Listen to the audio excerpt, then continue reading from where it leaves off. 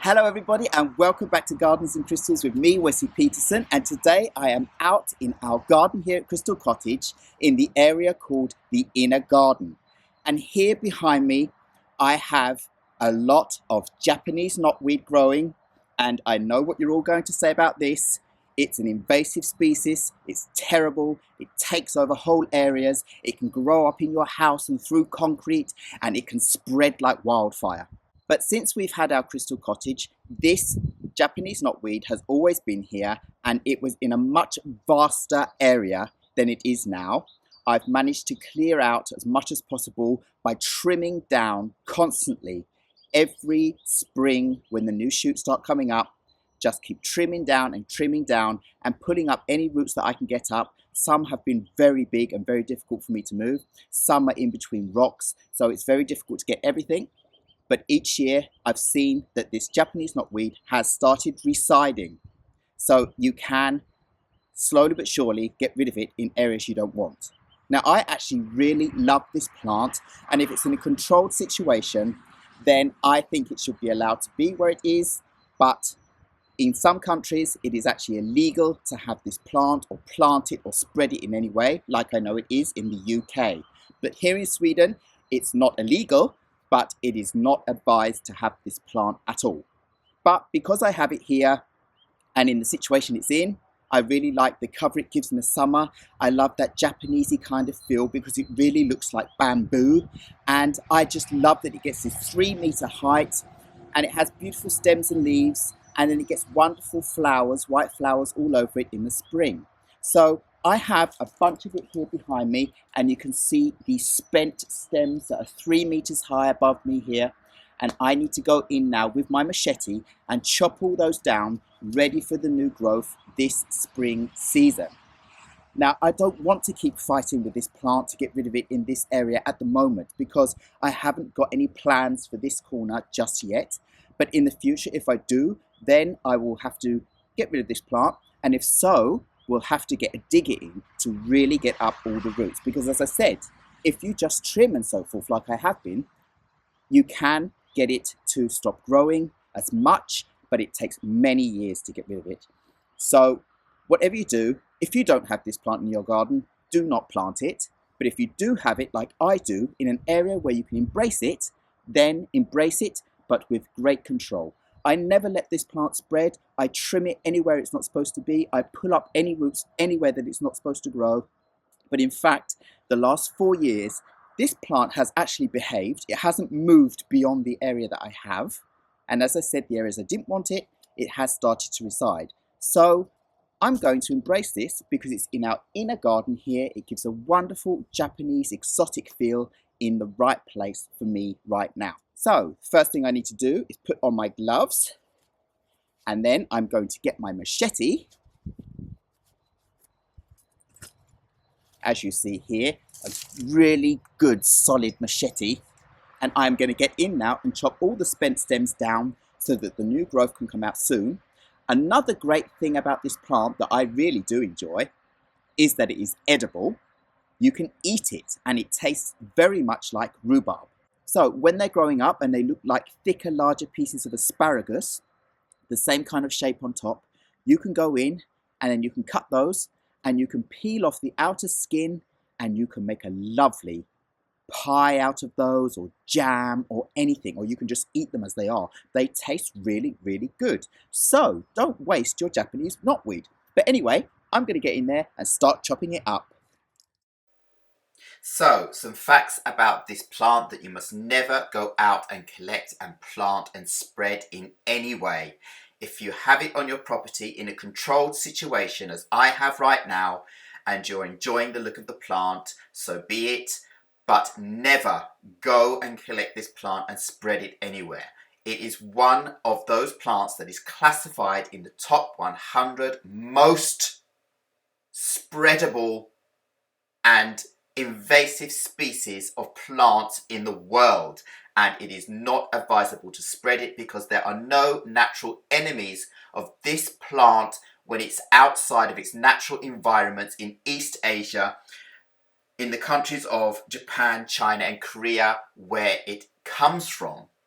It was spread around Europe during the Victorian times as a plant to plant along railways or areas where you'd like to have something that grows very fast and does look very beautiful. But now it has become a very, very highly classified invasive species that you should not be doing anything with apart from destroying. And the only way to destroy it properly without it spreading is to burn it, or to have it put somewhere in a environment where it can be destroyed without it spreading out into the soil anywhere else. Just a small drop, just a little stem, just a leaf can grow roots and it will populate again. So, the scientific name, as I showed you in the beginning of the video, is Reynoutria japonica, and it's also known by synonyms Fallopian japonica and Polygonum cuspidatum. And it's in the herbaceous perennial family species of knotweed and buckweed in the genus Polygonaceae.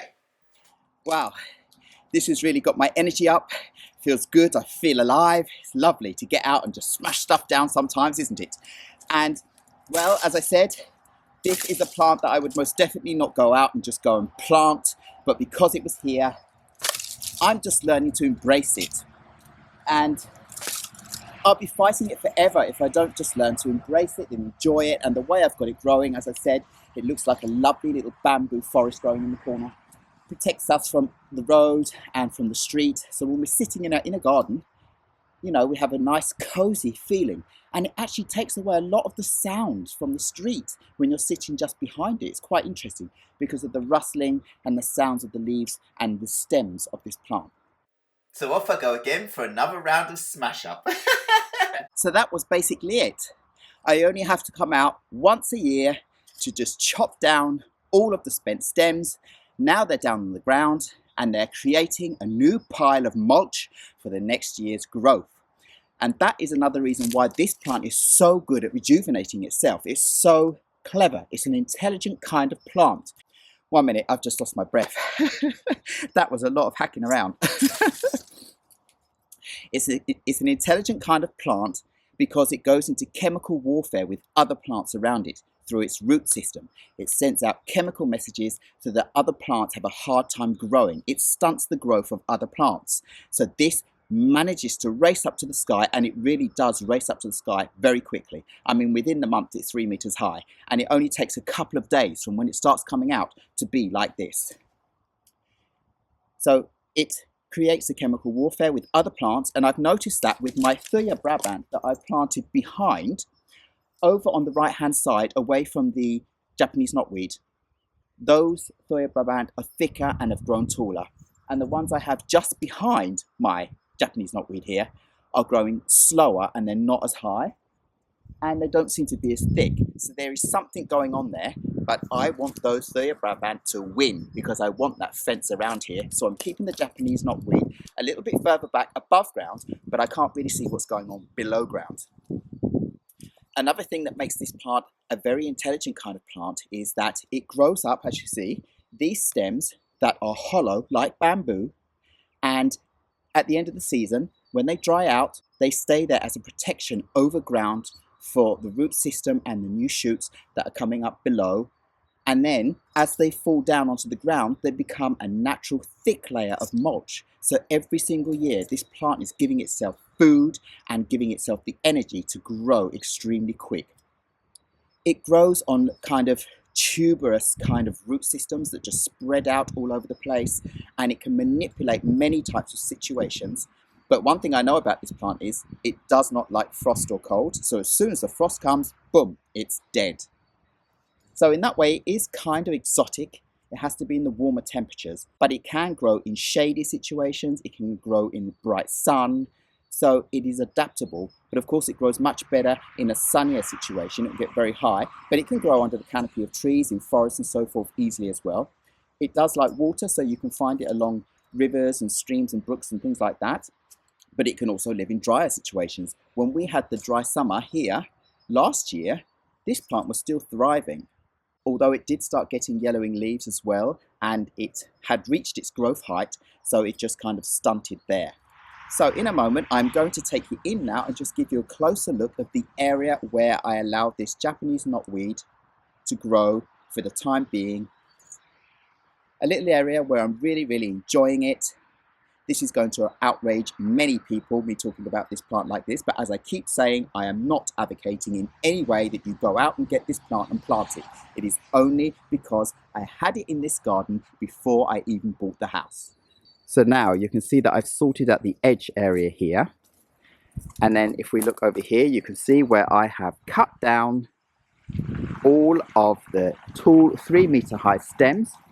And you can see the border in which the Japanese knotweed grows, and behind you can see my Thuja Brabant and a couple of silver birch trees. So it's only in this little area, and to give you more of a perspective of it, I'm just going to go back even more.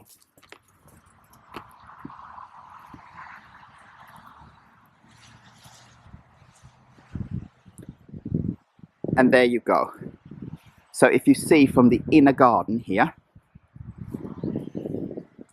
the whole area, it's only in that corner over there.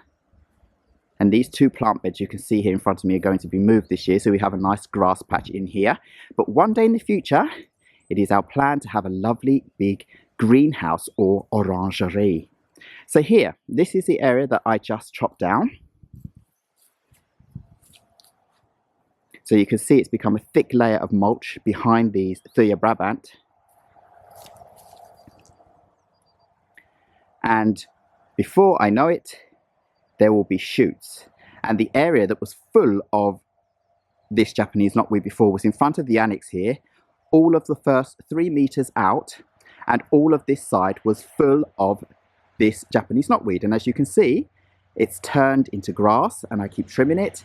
And the Japanese knotweed does try to come up, but it's only small amounts compared to what it was, and it is residing more and more every year. And where it's been allowed to grow, you can see the extents of the mulch layer. So now that is all ready for new growth this season. So, well, now the sun is coming out. Now I'm finished. It was raining a little bit before, and I'm all finished with this area. All I have to say now is thank you very much for watching Gardens and Crystals with me, Wesley Peterson, once again. Please remember to like, subscribe, and hit the bell so you know when my next video will be uploaded, and I will see you again very soon. Goodbye.